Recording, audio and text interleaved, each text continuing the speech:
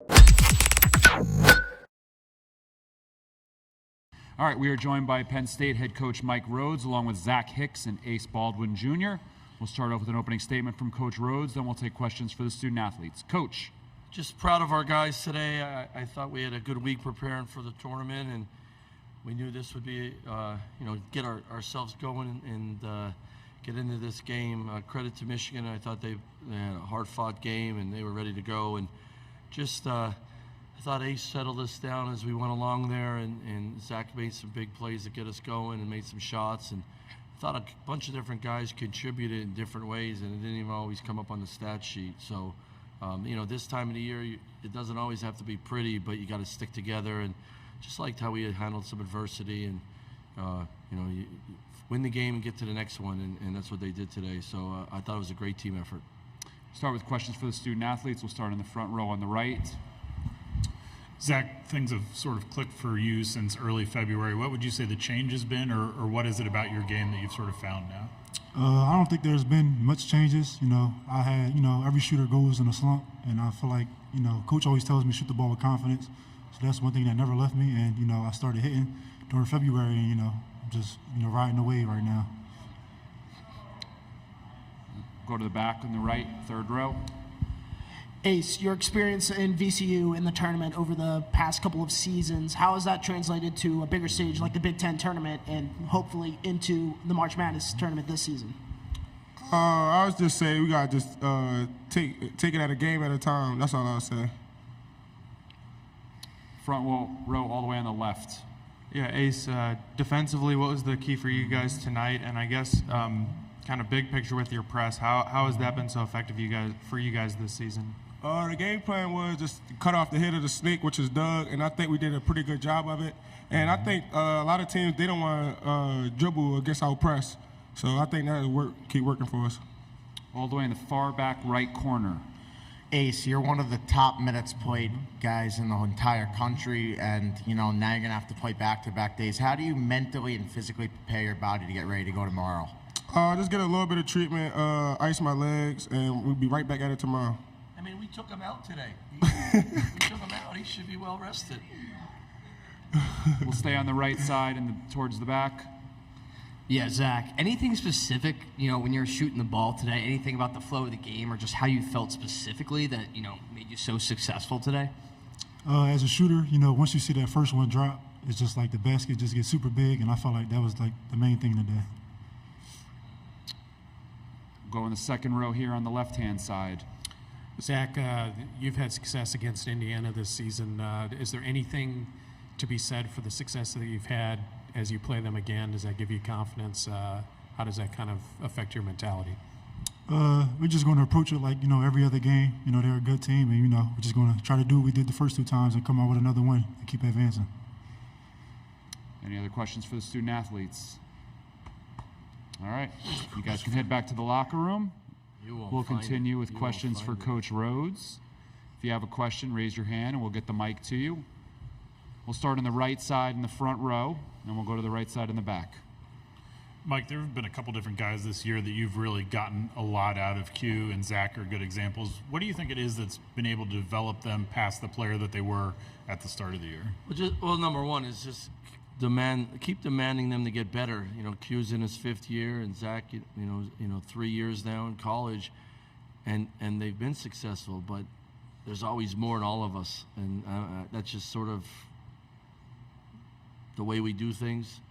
If you can get a little bit better every week during the season, you get better late in the season. It helps you right around now. So just, I think you just demand them to get better all the time. We talk about that every day. It's a daily approach from the way we play as a team to what you do after practice and getting extra reps up. And I told Zach, I said, he's a heck of a shooter, but man, I think you're a good rebounder because you have a nose for the ball. And really demanded him to go rebound this year, and he's done that. He's never played defense until he got here this year, and his defense has improved. I think one reason why he didn't shoot the ball early in the year was he was playing so hard on defense, trying to do what he wanted, and it wasn't, it wasn't familiar to him. I think he was tired of fighting fatigue, and he's learned to battle through fatigue. And even with Ace, just continue to read ball screens better and better and run your team better and better, even though he's been doing it for a long time. just always demanding these guys, Q, this is the best he's moved in his career, and we've asked him to play a different style than he's never done, and he's been great at it. He's getting better and better. In the second half of the year, he's really stepped up, and he's had big plays for us that he maybe didn't have early in the year. So just always demand him to get better. We always, one thing we as a coaching staff, we say work them hard, love them harder, and try to make them better. Questions for Coach in the back. Since Indiana played you guys at the BJC, they haven't lost. How do you think they're planning on attacking you guys? Say that again, I differently? lost you there. I said, since Indiana played you guys at the BJC, they haven't lost. So I was saying, how do you think they plan on attacking you guys differently? Yeah, I think, when you play a team multiple times, there's always changes, counters to things you do and all that. That's basketball, and we'll do some things differently as well. We're not going to change. I mean, with the pieces we have and where we're at, there's not a lot of things we can just change on the fly, but you make a couple of tweaks here and there to help your team. And, I think our style of play at this time of the year really helps us, because if you turn people over late in the year and you capitalize on it, it's tough to change. It's tough to battle that stuff and compete against that. So great. They're playing really well. Xavier is back. They got another ball handler. But it's that time of the year, man. You got to double knot the shoes and let's see what happens. We'll stay on the right side towards the back. Hey, Mike. Just want to say congrats on your first Big Ten, tournament win. When looking at your big rotation, we saw Meach early on in the game. He looked pretty good early on, and then eventually Leo came in, played some big minutes in the second half. Q, I saw you talking to him a lot. Can you just explain your thought process on getting all three of them in at certain times of the game, and maybe what that's going to look like throughout the tournament? Yeah, I want to play a lot of guys because you could play so hard, and our guys get to a point where they play as hard as they possibly can and know they come out, they know they're going to go back in. So always that's just been my philosophy. I think it creates great morale in your team and your program, and Meach knows he's going in. He can help the team win, and he did that today. And then, of course, Leo and Q have been doing that all year long. And so I'm always going to play a lot of guys and throw them in the fire. But, be impactful. Impact your team. Don't get in the way of winning. Impact your team to win. So we're always going to shuffle guys like that. And it's not you're not getting demoted when you come out after 2 or 3 minutes, because you're going to go back in there and try to, outwork the other team who might not do that. So that's just sort of our approach.